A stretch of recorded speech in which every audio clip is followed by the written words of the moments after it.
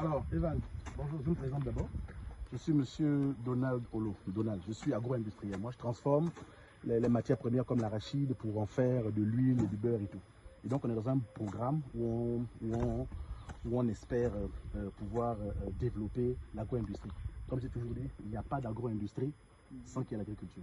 Alors, vous êtes ici, on m'a dit que vous êtes en formation. D'accord. Parlez-nous un peu de cette formation. Sens-toi libre, ne t'inquiète pas, c'est pas la télé, c'est nous-mêmes nous-mêmes gabonais. Il ne faut pas que tu vois les caméras. Voilà, pour inciter peut-être d'autres personnes à pouvoir peut-être le faire. Un peu comme toi.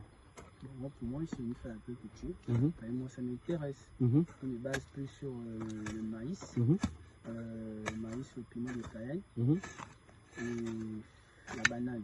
D'accord. Ça fait combien de temps que vous êtes en formation ici? Ça fait déjà 2 mois et demi. Ça fait déjà deux mois et demi. D'accord. Et là, aujourd'hui, si on te donne par exemple une parcelle d'1 hectare ou 2 hectares, tu es capable aujourd'hui de pouvoir seul faire de la culture de maïs. Oui, avec l'aide de mes collègues. Avec l'aide de tes collègues. Oui, non, déjà techniquement d'abord. Techniquement, tu es capable de pouvoir gérer. Je suis capable. D'accord, ok. Et au niveau de l'arachide? Bon, au niveau de l'arachide, je ne suis pas trop encore spécialisé. Oui. Mais en général, la plupart de ceux qui ont déjà normalement une bonne expérience dans le maïs peuvent également basculer vers l'arachide. Ce qu'il faut savoir sur Evan, c'est qu'effectivement, il s'est intéressé. Tu voulais faire quoi? Moi, normalement, c'est le blé. Voilà. Il voulait faire du blé. Mais attends, mais ça c'est un projet. Mais... Attends, mais tu vas régler un gros problème si tu veux faire du blé. Mais attends. Si tu veux faire du blé, il n'y a pas de problème. Occupe-toi d'abord du maïs. Extraordinaire. C'est comme on disait. Oui. Mais le blé peut pousser au Gabon, non? Bon, je pense bien. On n'a pas encore fait les tests. Il faut peut-être demander à. Vous avez dit que le tournesol ne pousse pas au Gabon. Alors on a vu le tournesol, c'est que le blé aussi. Le soja ne pousse pas au Gabon. Le soja a poussé.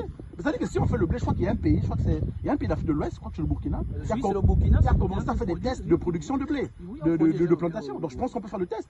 Ça va suppléer, enfin ça va pas suppléer, ça va permettre d'avoir nous-mêmes notre proposition de blé et puis lutter un peu contre les importations. Aujourd'hui le blé pousse dans les pays de l'Europe de l'Est, ça peut très bien pousser ici. Voilà. Nous aujourd'hui je suis agro-industriel, innovante au Gabon, d'accord? Une industrie qui va faire la transformation de l'huile d'arachide. Voilà, c'est pour ça que tu vois ici, c'est marqué sur la casquette là, eau noire.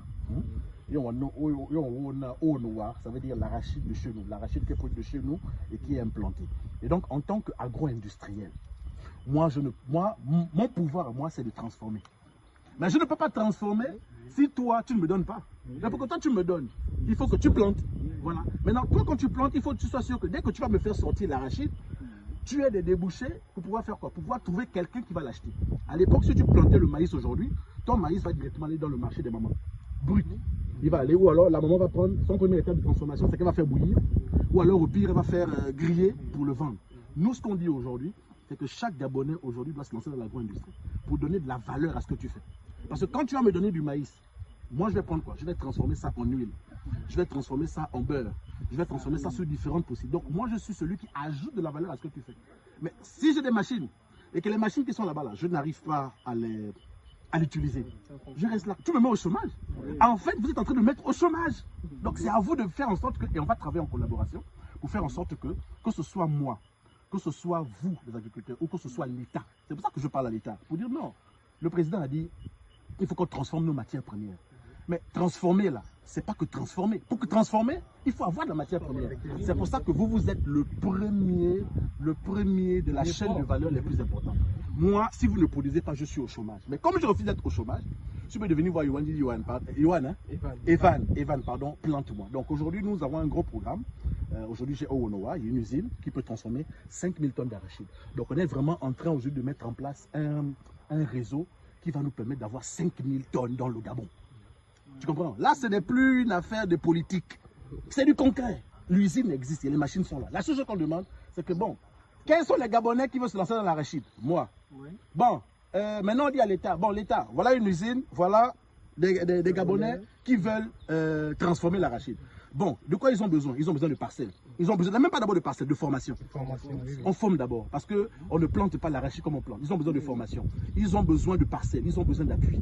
Maintenant, quand l'État sait qu'ils peuvent appuyer et qu'à la fin, il y a moi qui peux acheter et qu'il y a la maman au marché qui peut acheter l'huile au final, tout le monde y gagne. Voilà, c'est pour ça qu'aujourd'hui, je suis venu un peu visiter votre site parce qu'il y a plusieurs Gabonais qui vont venir d'ici quelques semaines, d'ici quelques mois, afin de venir faire cette formation, pour qu'aujourd'hui on soit autosuffisant. Mais il n'y a pas que l'arachide, il y a le maïs, il y a, j'ai vu du soja. Aujourd'hui, le soja, comme je ne fais que le dire, c'est le troisième produit de consommation d'huile le plus consommé au monde. C'est une demande. L'huile de palme, si je ne me trompe pas, ça doit faire, on est autour de 75 000 tonnes, non, 75 millions de tonnes de consommation par an. Ça, c'est, ça comment? L'huile de palme. Si tu prends l'huile de soja, on doit être autour de 60 millions. Si tu prends l'huile de colza, on doit être autour de 50 millions par an dans le monde. Ça veut dire qu'il y a un besoin. Mais il faut que l'orientation politique, l'orientation culturelle et agricole y soit. C'est pour ça que nous, on est là pour donner de la valeur à ça. Pour dire, bon, les agriculteurs, c'est pas ça. Si toi, tu ne plantes pas, comme tu es en train de faire là aujourd'hui, tu ne peux pas produire. Et si, je ne transforme pas, les mamans au marché n'ont pas. Et qu'est-ce qu'il va produire en local? Quand tu as suffisamment produit en local, le Gabonais va aimer. Regarde le tournesol. Regarde ça. C'est extraordinaire. Les abeilles viennent déjà polliniser. Voilà. Les Gabonais qui n'ont jamais vu comment pousse du tournesol, voilà. Là, vous avez une abeille qui est là. Avec du tournesol, on peut faire pas mal de choses. Voilà.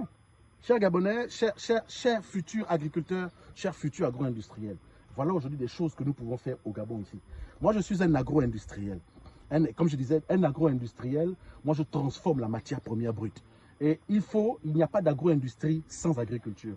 Aujourd'hui, vous avez ici, voilà, dans ce champ de l'ONG, IDRC Africa, vous avez des tests qui se font ici sur le tournesol. Le tournesol, on connaît la demande en termes d'huile de tournesol en Afrique et même dans le monde.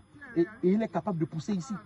Et là, vous avez une fleur. Elle a quel âge, celle-là? Là, elle a juste 2 jours. Ça fait 2 jours qu'elle est clos. Qu'elle est clos. Voilà. Et là-dedans, je pense qu'il y a de l'huile après à extraire. C'est des machines qui sont simples. Je pense qu'elles suivent le même processus de transformation que l'huile normale d'arachide et tout ce que tu veux. Mais il faut juste que les gens s'y mettent. C'est une politique à mettre en place. Aujourd'hui, on parle de fermer les importations. Non! On ne va pas lutter contre, on va pas lutter les importations en fermant les frontières, en interdisant de rentrer. Non, non, non, non, non. Avant d'interdire que des produits alimentaires rentrent, il faut d'abord qu'on arrive à produire en local. Alors si aujourd'hui il y a des débouchés et que des Gabonais par exemple décident de se mettre dans le tournesol et qu'on a des débouchés, on fait de l'huile, on fait beaucoup de choses avec ça. Voilà, ça c'est l'arachide ici. Ça c'est l'arachide. Ah voilà, viens voir un peu. Ça c'est l'arachide. Que vous avez la semence qu'il a apportée de Zambie, c'est ça? Mais regarde comment c'est gros. C'est gros. Moi, en tant qu'industriel, dans mon cahier de charge, c'est quelque chose que je peux suggérer, que les gens peuvent faire, parce que là, c'est gros. Ça peut avoir une bonne teneur en arachide, une bonne teneur en huile, parce qu'une teneur en huile idéale, c'est autour de 50% de teneur en huile. 50%. La moyenne mondiale, autour de 40-45. Mais quand ça arrive déjà à 50-55%, c'est que c'est déjà très bon. Maintenant, c'est pas parce que c'est gros qu'il y a de l'huile. Il faut maintenant faire des tests et vraiment extraire. Ça, c'est des variétés intéressantes. C'est des variétés intéressantes. Et c'est des choses auxquelles on peut sélectionner des semences et des variétés qui poussent ici. Et ce qui est bien, c'est que vous avez déjà fait les tests. Nous, seulement, ce qu'on va faire seulement, c'est d'adapter seulement ces arachides-là seulement à l'usine. Et on fait sortir. Et on fait extraire. Et là, maintenant, on peut donner des semences à des agriculteurs qui seront formés. Et puis à la fin, ils se retrouvent en train de le faire. Voilà. La terre ne ment pas. Et ça, c'est quelle variété ce nom-là? Sugar Cream. Sugar Cream. Ah oui. Ça, c'est des variétés un peu de l'Afrique de l'Est, de Zambie, un peu de l'Afrique du Sud, parce que là-bas aussi, ils sont très férus aussi de ça. Si avec ça, tu peux faire de l'huile, tu peux faire du beurre de cacahuète, tu peux faire du cacahuète de bouche, mais c'est intéressant. Maintenant, il faut le griller. Voilà. Dans le processus de transformation, on le grille, on le frit et on voit ce que ça donne au goût. Mais ça, c'est déjà quelque chose qui est très bien. On peut même le goûter en plus. Hein. Oui, il est naturel. Il ressort encore humide. Tu sens qu'il y a encore côté. Maintenant, quand on le grille, vous avez fait du beurre de cacao. Oui.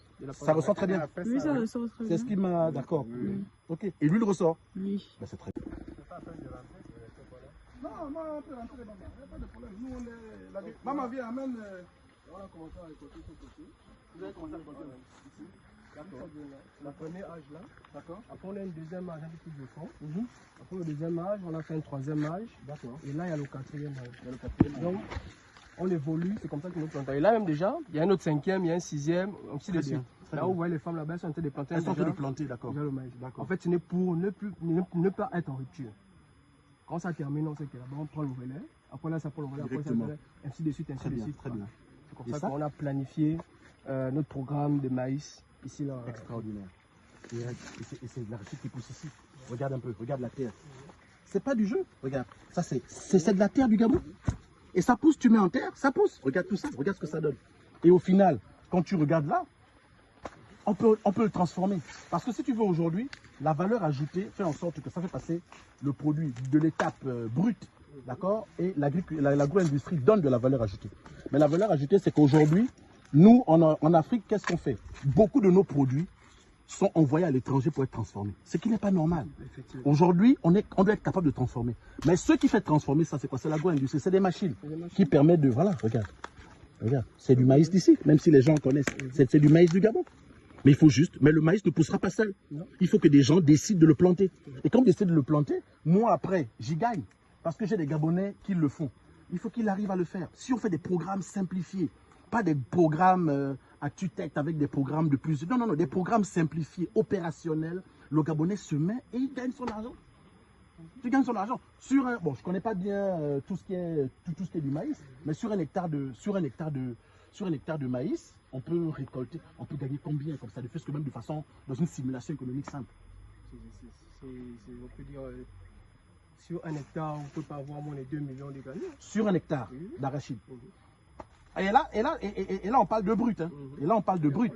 Ouais, on parle de brut parce qu'il faut calculer le nombre de pieds par hectare, le nombre, et en plus, dès que tu as pris, si encore c'est pour la consommation de bouche, c'est voilà. Mais si c'est pour la transformation, mais les gens vont le faire. Regarde ça, c'est extraordinaire, c'est extraordinaire.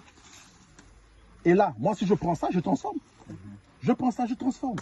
Et là aussi, c'est du Gabon, ça, c'est du Gabon. Le Gabon, on peut. Ah, c'est aussi une future parcelle d'arachide. Hein. Ah, mais non, moi, mettez même toute la parcelle d'ici à d'arachide. Mettez toute la parcelle d'ici à d'arachide. Non, après, non. On va faire passer mettez de l'arachide. Parce que la variété que j'ai vue là tout à l'heure, cette variété-là, je pense qu'elle a un bon goût. Il faut qu'après, voilà, ça n'empêche pas qu'on puisse avoir des variétés qu'on prend à l'étranger. C'est comme ça, la technologie agricole évolue. Mais après, nous, on vient faire des tests chez nous. Si ça marche, ça, on duplique ça sur tous les espaces. Le maïs, bon, ça, le maïs, ça, c'est pas, enfin, la semence est d'ici ou bien tout aussi importé. Tout aussi importé pour faire des tests. Oui. Parce qu'il y a des pays qui ont développé des centres de recherche efficaces.